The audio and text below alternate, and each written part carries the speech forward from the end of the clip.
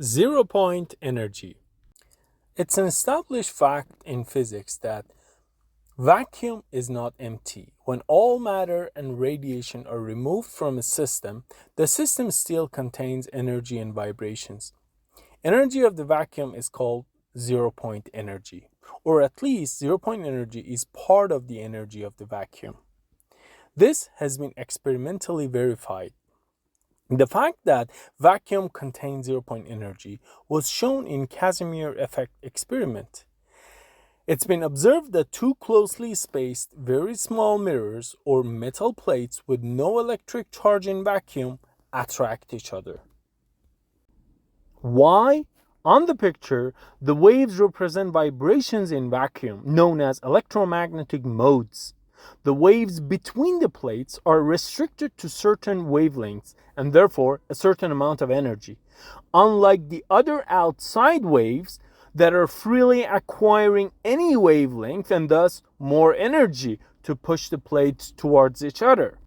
Henrik Casimir first encountered this phenomena in his calculations in the early 1930s. With the help of Niels Bohr at the time, he speculated that the mirrors attract due to zero-point energy. In 1948, however, the Casimir effect was experimentally verified.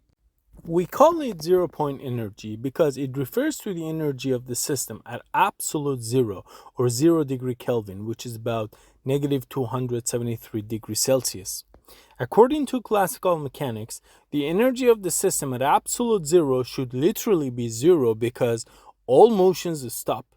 But we now know that this is not the case. Lastly, it's very important to mention the Heisenberg uncertainty principle because zero-point energy can be directly derived from this principle.